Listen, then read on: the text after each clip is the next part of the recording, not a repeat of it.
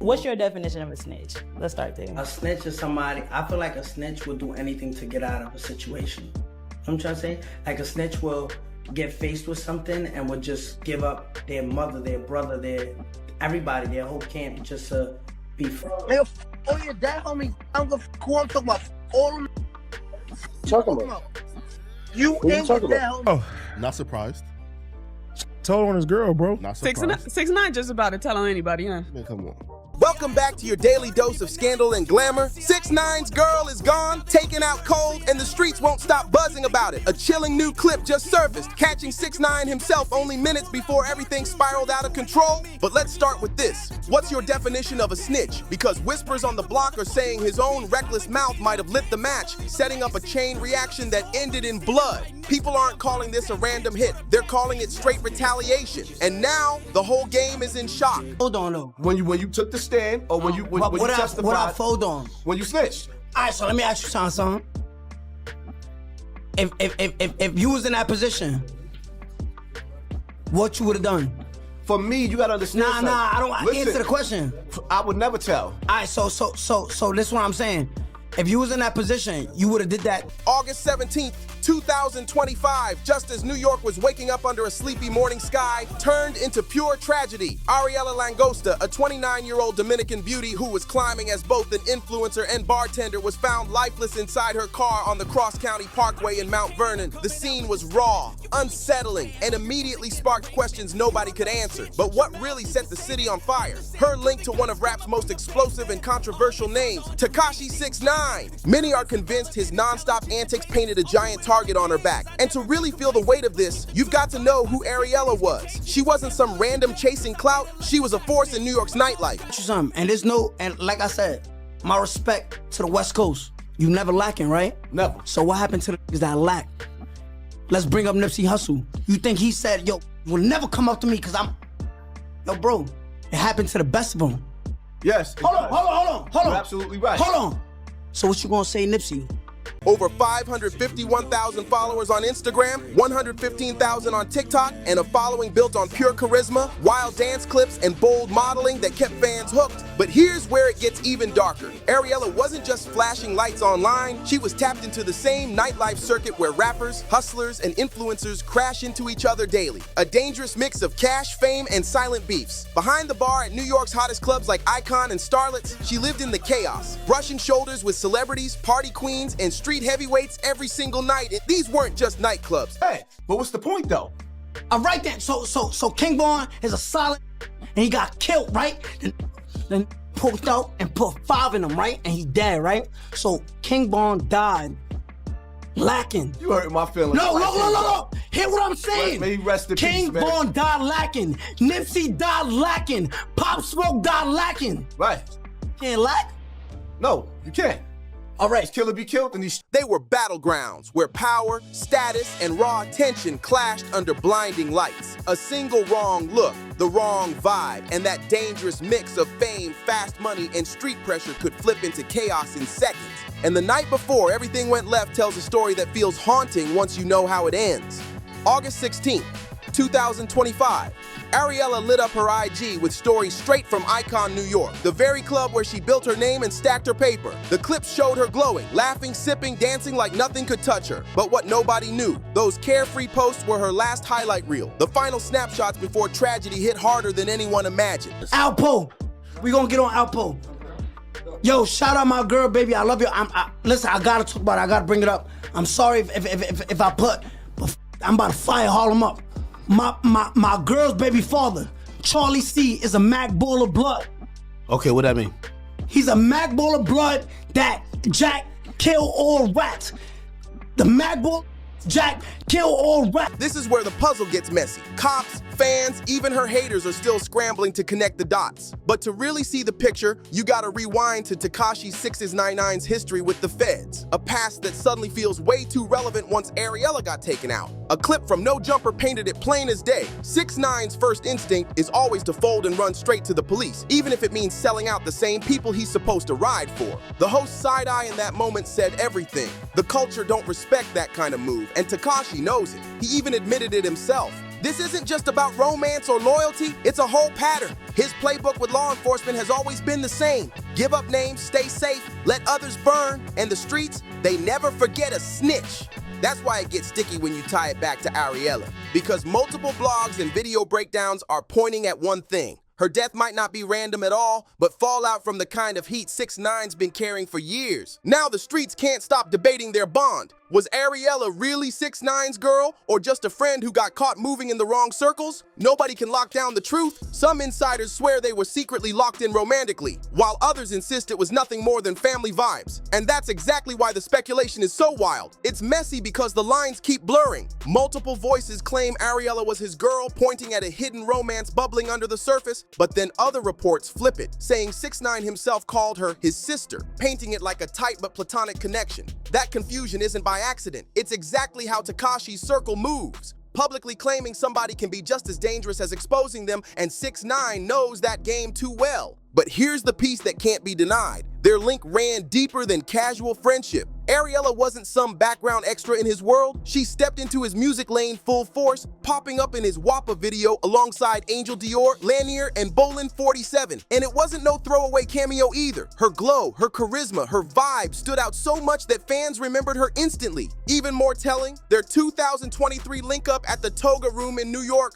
That moment proved they weren't scared to be seen together in the nightlife, moving side by side in public, even while keeping just enough mystery to dodge non-stop gossip around Tekashi's personal life. And when you line up the timing of Ariella's death with 6ix9ine's legal drama in 2025, the whole situation hits even harder, like fate and fallout crashing together at the worst possible moment. And this wasn't the same rainbow-haired wild boy going viral with clown antics. Nah, by this point, 6ix9ine was boxed in tighter than ever. Fresh off a 45-day federal custody stint in late 2024 for violating supervised release, the court slapped him with strict probation, house arrest, ankle monitor strapped tight, banned from leaving the country, and forced to obey a laundry list of rules just to stay free. Every single move he made was tracked like a hawk, and that meant any public link-up with Ariella wasn't just risky, it was downright dangerous. Then came the July 2025 bombshell. 6ix9ine pled guilty to drug charges after the feds raided his Florida spot back in March, finding MDMA, cocaine, and more stacked up. With sentencing set for September, his freedom was hanging by the thinnest thread. So hitting the New York nightlife scene under those conditions,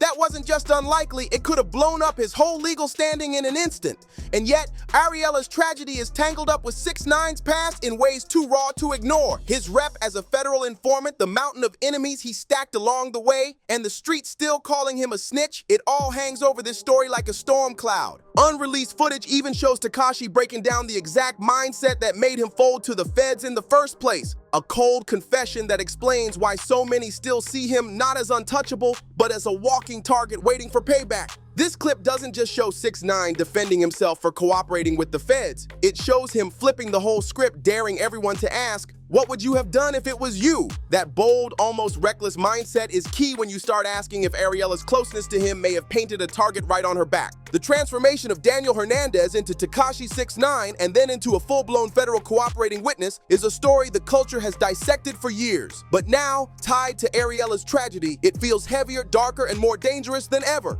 Because the truth is, his informant past never left him, and neither did the enemies it created. The threats kept coming, loud and public. In February 2025, a fake casket was literally delivered to his Florida home with rival King Von's name scrawled across it. That chilling stunt had the internet buzzing and sparked even more whispers that Ariella's fate could have been part of the ongoing retaliation against Tekashi. But here's the plot twist. Brand new information has surfaced, and it flips this whole case upside down. The buzz surrounding Ariella's death isn't just about her link to 6ix9ine, it's about a tangled web of rivalries, betrayals, and motives that stretch way deeper than any fling or friendship. And if you really listen to 6ix9ine's own interviews and offhand comments over the years, a pattern jumps out. Snitching wasn't just a one-time survival move, it became his go-to play every time the law closed in. And that consistency paints a chilling picture, because for his enemies, it's not just him they're targeting anymore. It's anyone close enough to stand in his shadow, and Ariella was right there.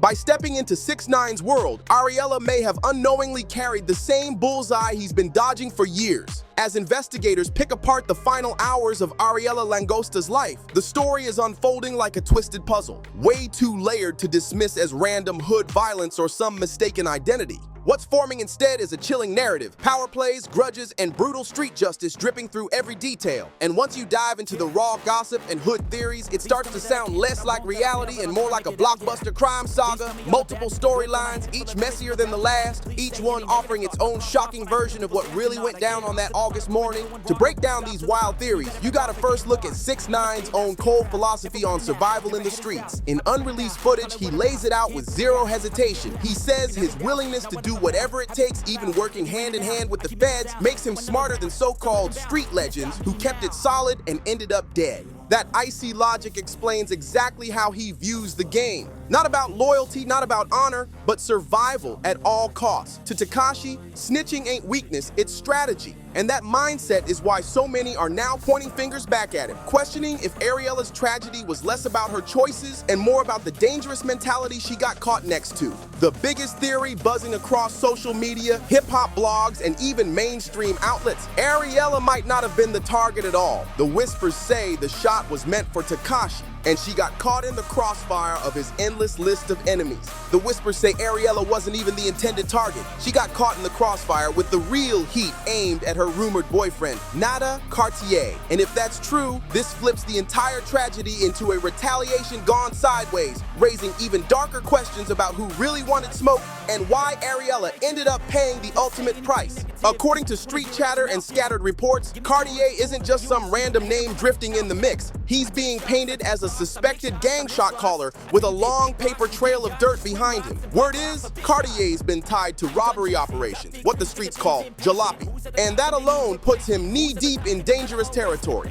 Here's where it gets truly disturbing. Reports claim Ariella was behind the wheel of a Mercedes G-Wagon when she was taken out, while Cartier sat right there in the passenger seat and walked away untouched. Even wilder, the whispers say Ariella allegedly helped set up Colombians for Cartier to rob, a move that may have sparked the brutal retaliation that ended her life in the rawest way possible. If that's real, then this wasn't no random wrong place, wrong time moment. It flips the entire story into one where Ariella may have been tangled in risky plays that backfired hard. Police have already confirmed they detained someone for questioning after the hit, and multiple insiders keep pointing straight at Cartier. His background, past arrests, questionable entry into the US, and alleged ties to heavy street business only fuels the theory that he was the true target of a carefully planned strike.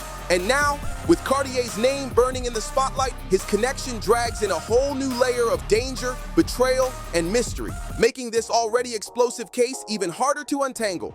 One piece of this story the mainstream outlets barely touch is just how messy Ariella's ties may have really been. Because if she was involved with both 6ix9ine and Nada Cartier, that overlap could have placed her dead center in two dangerous worlds colliding at once. And that raises the raw question nobody wants to answer. Was she caught up in love, loyalty, or leverage? The second major theory blowing up in hip-hop media circles says Ariella's death wasn't random at all. It was retaliation aimed straight at 6ix9ine himself. This angle leans heavy on his bloody past, his days repping 9 Trey Gangsta Bloods, and the infamous moment he flipped in 2019 by testifying against his own crew. That move forever stamped him with the scarlet letter of snitch, a brand that follows him everywhere no matter how far he tries to run, and Tekashi hasn't exactly stayed quiet about it.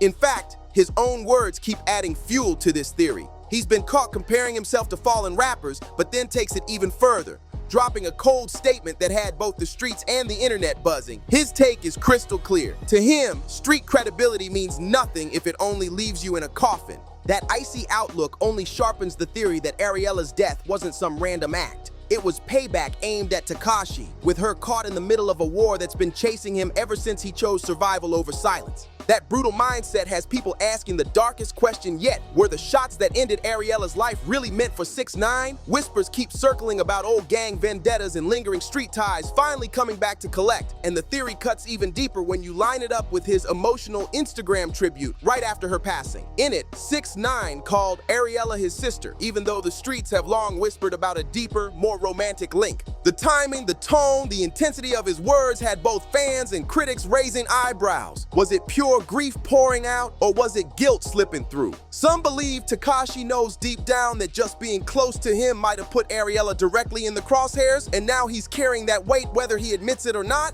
But this theory runs into one major problem: 6ix9ine's legal leash in 2025. With house arrest and an ankle monitor strapped tight, being in New York would have been a straight violation of probation. That raises the crucial question. Was he actually by Ariella's side when the bullets flew? Or was the hit designed as a chilling message, striking someone close to him just to remind him he'll never be safe? And just when the story couldn't get darker, a third theory bubbling across social media throws in a sinister twist. Whispers claim Ariella herself may have been feeding information to authorities about criminal activity in her circle. That informant narrative mirrors Tekashi's own cooperating witness past, flipping the whole case into an even scarier picture of betrayal, revenge, and survival. And if you enjoyed this video, don't forget to like, subscribe, and share to stay in the loop with all the latest tea. Hit that notification bell so you never miss an update, and I'll catch you in the next video.